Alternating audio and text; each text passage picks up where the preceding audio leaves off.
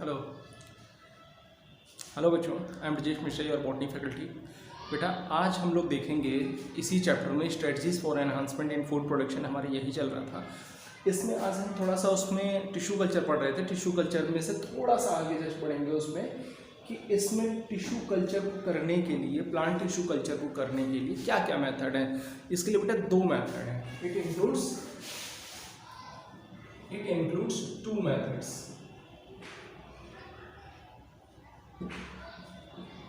ठीक है, अब वो कौन कौन से हैं आपका?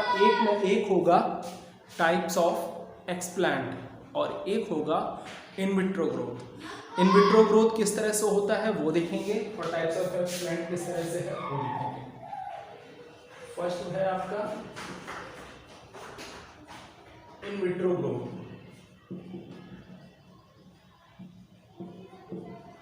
इन विट्रो ग्रोथ बेटा दो तरह से होता है, कैलस टाइप और एक दूसरा है सस्पेंशन टाइप। एक है कैलस टाइप और दूसरा है सस्पेंशन टाइप। और सेकंड है इसमें एक्सप्लांट ग्रोथ। इसमें तीन तरह के हो सकते हैं आपके। एक होगा मेरिस्टेम, प्रोटोप्लास्ट और थर्ड होगा एम्ब्रियो। ठीक है, एक्सप्लांट ग्रोथ में यानी एक्सप्लांट आप कौन सा यूज कर रहे हैं, वो मेरिस्टेम यूज कर रहे हैं या फिर दो सेल्स को मिक्स करके उनके प्रोटोप्लाज्म को मिक्स करके उसको ग्रोथ करवा रहे हैं तो प्रोटोप्लास्ट। और नीचे वाला जो थर्ड है वो है आपका एम्ब्रियो ग्रोथ। तो हम लोग बात करते हैं इन विट्रो ग्रोथ की। वहां से उठाते हैं इसको। First in vitro growth.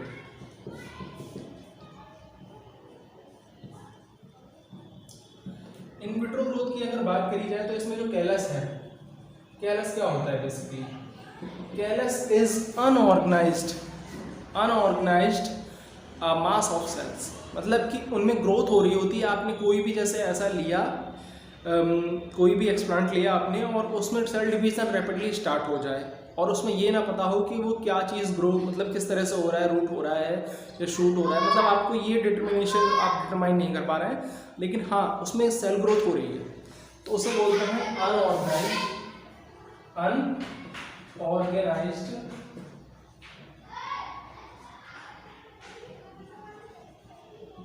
Cell growth और अनऑर्गेनाइज्ड मास ऑफ सेल्स। आप चाहें तो सेल ग्रोथ लिख सकते हैं या फिर मैं इसे और करेक्शन कर देता हूं, unorganised mass of cells. Clear हो गया? तो कैलस मीडियम जब हम इसमें इन विट्रो ग्रोथ करवा रहे होते हैं आपके टेस्ट ट्यूब में या किसी में भी या फिर पेट्री डिश में, तो उसमें हम सॉलिड मीडियम का यूज करते हैं। किसका यूज करते हैं कैलस ग्रोथ के लिए? हम इसमें यूज करते हैं for this solid nutrient medium. ठीक है, सॉलिड न्यूट्रिएंट मीडियम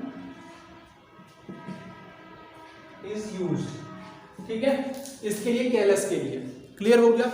अब बारी आती है सस्पेंशन की। सस्पेंशन में शायद आपको याद होगा, पिछले वीडियो में मैंने बताया था कि सस्पेंशन के लिए आपको ये ध्यान रखना होता है कि आप जो प्लांट का पार्ट को जो कल्चर करने जा रहे हैं और उसमें आप जो लिक्विड न्यूट्रिएंट मीडियम यूज करेंगे और उसको फिर सस्पेंड करेंगे उसको। सस्पेंशन का मतलब यही हुआ ना, आप उसे 100 to 120 आरपीएम पर आप उसे ऑलवेज रोटेट करते रहेंगे।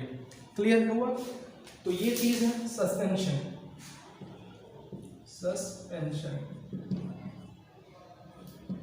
इसमें आप क्या करेंगे कि जो आपका एक्सप्लांट है, explant is cultured in liquid nutrient medium. ठीक है, at 100 to 120 RPM, rotation per minute होता है ये आरपीएम। और इसके साथ में आपको पहले भी बताया था मैंने कि आप साइटोकाइनिन और ऑक्सिन को नहीं भूल सकते हैं, ऐसा ही इसमें भी होता है। इसमें न्यूट्रिएंट मीडियम में आप ये चीज़ें तो यूज़ कर ही रहे हैं और साथ में आप ऑक्सिन प्लस साइटोकाइनिन और जितने भी काइनिन और जितने भी जो आपके जैसे कि विटामिन और अमीनो एसिड्स हैं वो इसमें भी ऐड करेंगे और इसमें भी ऐड करेंगे। बस डिफरेंस ये होता है कि इसमें सस्पेंडेड उसमें रहता है और उसमें वो सॉलिड मीडियम में रहता है कैलस में। और कैलस का क्या मतलब होता है? अनऑर्गेनाइज्ड मास ऑफ सेल होता है due to rapid cell growth. Clear हो गया? और रैपिड क्यों ना हो? क्योंकि हम इसमें कंटेंट ज़्यादा रखते हैं किसका? ऑक्सिन और साइटोकाइनिन का। ऑक्सिन से ज़्यादा इनका जब ज़्यादा अमाउंट होगा तो क्या होगा? रूट ग्रोथ होगी। रूट ग्रोथ होने के बाद शूट ग्रोथ होना शुरू हो जाता है। और साइटोकाइनिन से क्या होता है? वो सेल डिवीजन जल्दी जल्दी सेल को डिवाइड करना शुरू कर देता है। तो यहाँ पर आपको ये समझ में आ गया होगा इन विट्रो ग्रोथ किस तरह से होता है। इसमें प्लांट टिश्यू कल्चर का जो मेथड है, एक मेथड होगा in vitro growth callus and suspension वाला। अब बात आती है कि हम एक्सप्लेंट ग्रोथ किस तरह से कर रहे हैं। ठीक है, कि उसमें जो हम एक्सप्लेंट यूज़ कर रहे हैं वो किस तरह का यूज़ कर रहे हैं, उसके भी अलग अलग तरीके हैं। वो अभी आप यहाँ देखेंगे।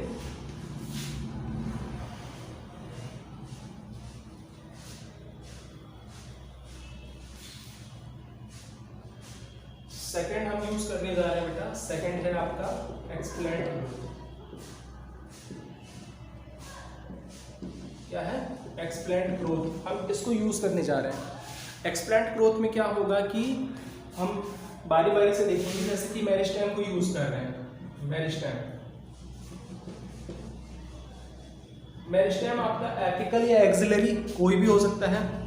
एपिकल या ऑक्सिलरी कोई भी हो सकता है। अब वो क्यों हम एपिकल या ऑक्सिलरी ले रहे हैं? जैसे सपोज दैट अगर कोई डिजीज प्लांट भी है, किसी में बीमारी है, तो एपिकल और ऑक्सिलरी, जैसे कि यहाँ पर ये ऑक्सिलरी आ जाएगा और ये एपिकल हो जाएगा। अगर यहाँ के जो मेरिस्टेम को भी अगर हम ले रहे हैं तो इसमें हायर कंटेंट ऑफ ऑक्सीजन होने की वजह से और जल्दी जल्दी सेल डिवीजन होने की वजह से इसमें इन्फेक्शन का खतरा बहुत कम होता है। इसीलिए हम मेरिस्टेम को यूज़ करते हैं इस तरह के। तो यहाँ पर मैंने कौन सा वर्ड यूज किया था? Apical and axillary. Apical and axillary meristem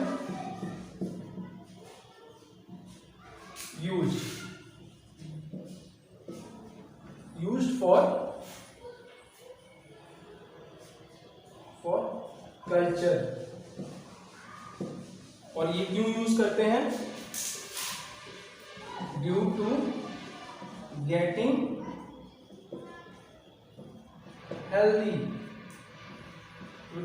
healthy plant from disease plant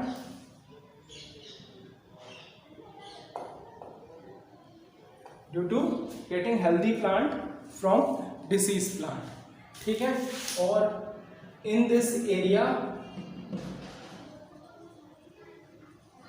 oxygen is present in higher content. ठीक है, इस वजह से क्या होता है कि वो वहां पर किसी भी तरह का इन्फेक्शन का खतरा थोड़ा कम होता है। मेरिस्टेम आपको समझ में आ गया। अब आता है बेटा एम्ब्रियो। एम्ब्रियो में हम क्या करेंगे कि एम्ब्रियो का ग्रोथ करवाने के लिए हम इस चीज का ध्यान रखते हैं कि उसे स्टार्टिंग में सीड में से ही निकाल लिया जाए।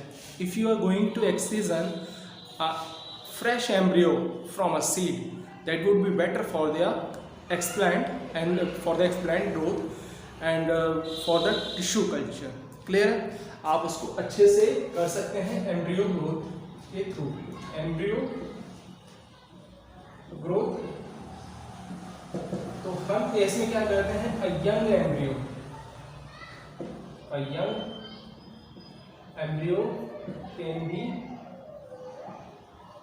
एक्ससीजन from a fresh seed for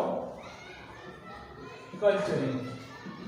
ठीक है, आप इस चीज़ का ध्यान रखते हुए आप एम्ब्रियो के थ्रू भी आप उसे ग्रो कर सकते हैं और प्लांट टिश्यू कल्चर को आगे बढ़ा सकते हैं। ये भी एक मेथड है। अब बात आती है प्रोटोप्लास्ट फ्यूजन की। तो प्रोटोप्लास्ट फ्यूजन कैसे किया जाता है बेटा, वो मैं अभी बताता हूँ। प्रोटोप्लास्ट फ्यूजन में क्या होता है बेसिकली कि प्रोटोप्लास्ट फ्यूजन में आपको कुछ चीज़ें ध्यान रखने वाली होती हैं। प्रोटोप्लास्ट फ्यूजन आप दो तरह के अलग अलग प्लांट ले सकते हैं, वो से अलग अलग जेनेरा के हो सकते हैं, स्पेसीज के हो सकते हैं, या फिर कम से कम अलग अलग जेनेटिक मेकअप के तो होने ही चाहिए। तो प्रोटोप्लास्ट फ्यूजन में आप क्या करेंगे, सबसे पहले आप सेल्यूलेज या फिर पेक्टिनेज, क्योंकि आपको पता है सेल्यूलोज होता है, cellulase and pectinase,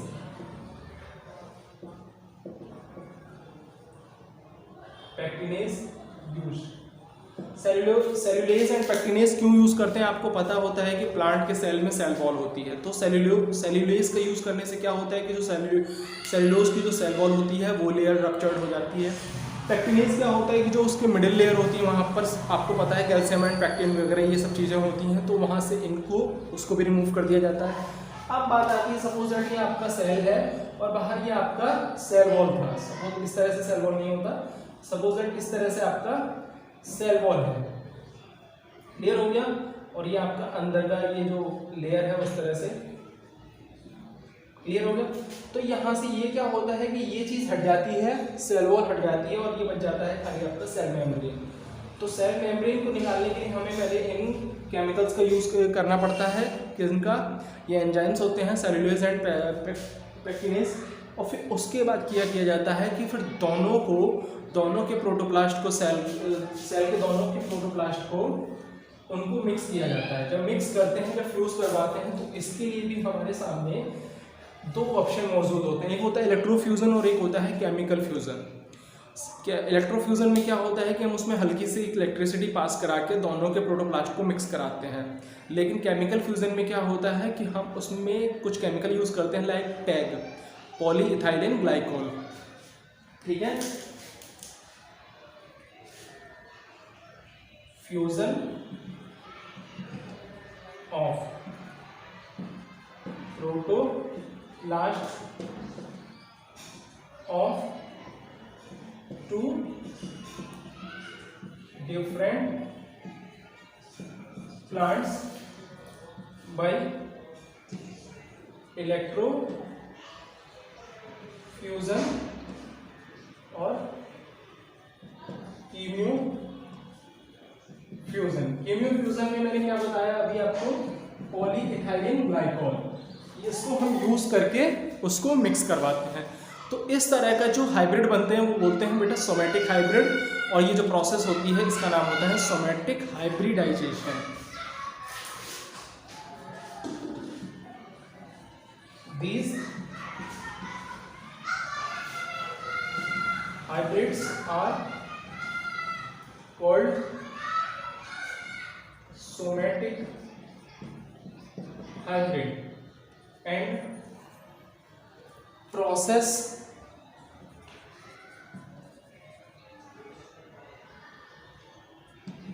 is called somatic hybridization. Somatic hybridization clear हो गया। अब बात आती है कि अगर दोनों जो सेल, जो कि प्लांट के दोनों जो सेल आपने फ्यूज करवाए हैं, दोनों की प्रोटोप्लास्ट, अगर दोनों की जो न्यूक्लियस है, क्योंकि हर एक सेल में न्यूक्लियस होता है, और दोनों के सेल के अगर न्यूक्लियस एक हो जाते हैं मिक्स होके, तो उसे हम बोलते हैं सिन कैरियन। अगर अलग अलग रहते हैं तो हम बोलते हैं हेट्रोकैरियन, सिन carrion.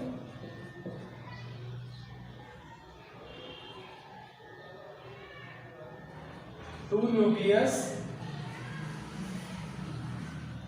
become one nucleus। Two nuclei use करेंगे यहां पर,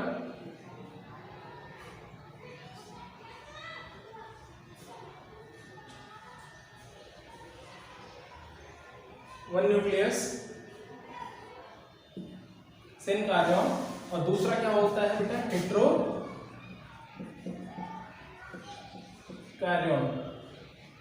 इसमें क्या होता है कि दोनों सेपरेट न्यूक्लियस ही रहते हैं, टू सेपरेट न्यूक्लियाई इंटैक्ट, ठीक है, ये चीज है।